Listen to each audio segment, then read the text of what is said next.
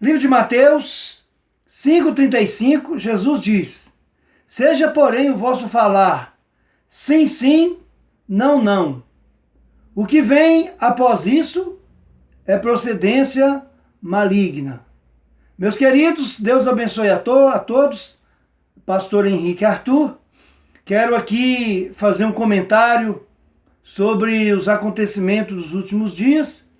Eu não quero falar propriamente do acontecimento, que é sobre a morte do pastor Júlio César Silva. Eu não quero entrar por esse mérito, mas eu quero falar sobre o ato do pastor. Nós sabemos que ele cometeu suicídio. E a palavra de Deus é muito clara com relação a tirar vida. A palavra fala sobre homicida. Aquela pessoa que comete crimes ou assassina, tira a vida, né? Chamado de homicida.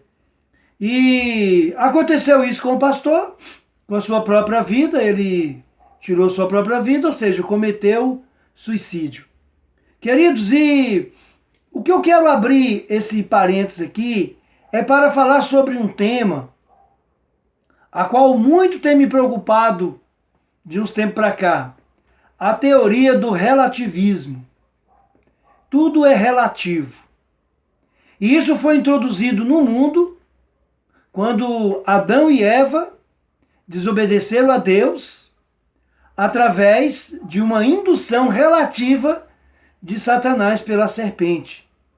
Porque Deus havia dado uma ordem objetiva, dizendo para Adão e Eva que ele poderia comer de todo o fruto que tivesse, mas da árvore que estava no meio do jardim, ele não deveria tocar.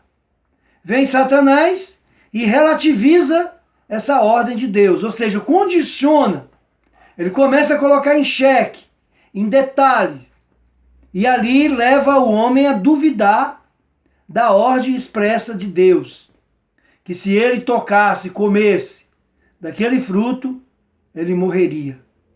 E diante dessa dúvida, ele então se lança e toca e faz o que fez.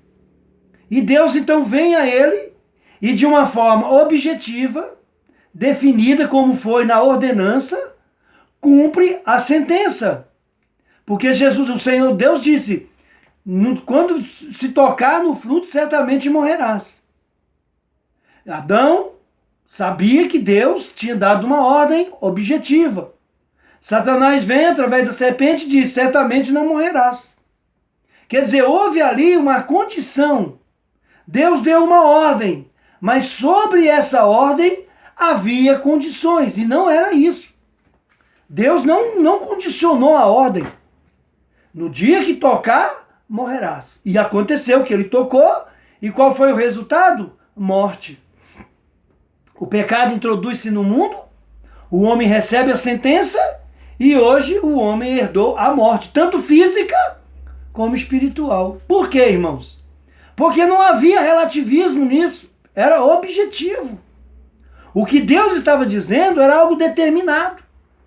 E hoje nós estamos vivendo uma sociedade relativista.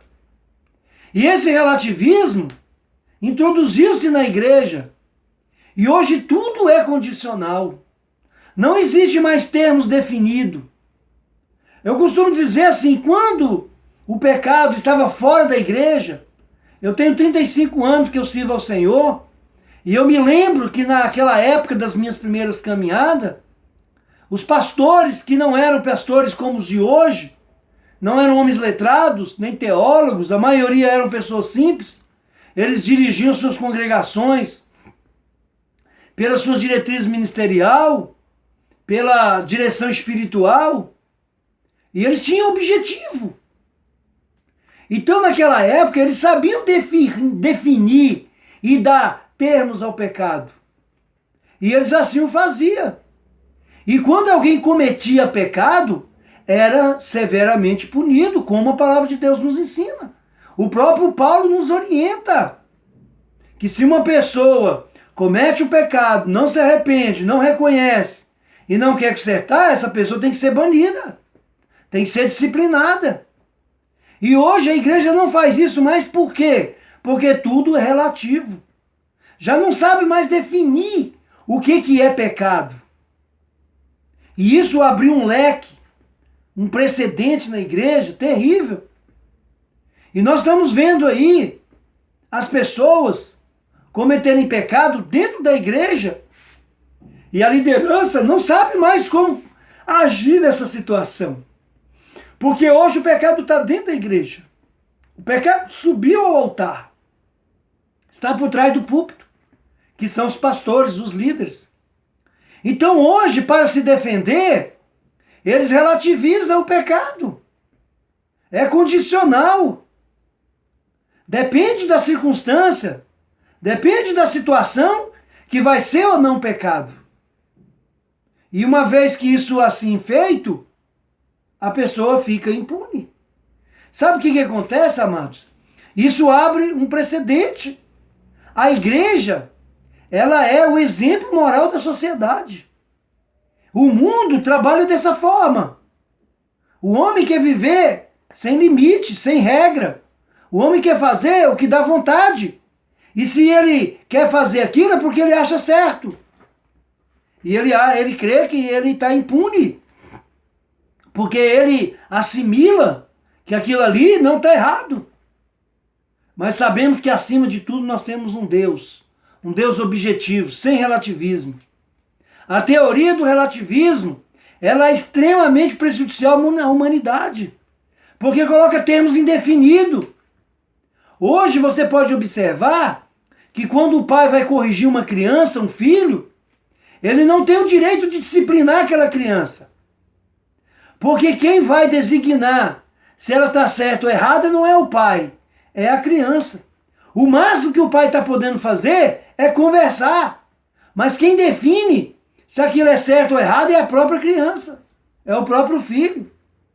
E aí ele vai entrar nesse tema, nas suas razões, e vai se achar no direito de continuar fazendo o que ele gosta de fazer. Ainda que aquilo seja errado para a sua educação paterna. Ele vai continuar, porque é relativo. Depende do meio que ele está vivendo. Depende com quem ele está convivendo. Que aquilo vai ser certo ou errado. E isso traz um prejuízo para a humanidade sem precedentes, gente. E a igreja não pode entrar por esse caminho. Hoje, a gente observa homens de Deus, pastores, cometendo adultério, prostituindo, fazendo coisas erradas, a palavra de Deus condenando, mas ele ali condiciona, se auto-justifica e abre um leque para a igreja. Igual o caso do pastor ali que cometeu suicídio. Eu estava ouvindo aí os comentários, as pessoas não têm coragem de ser definida.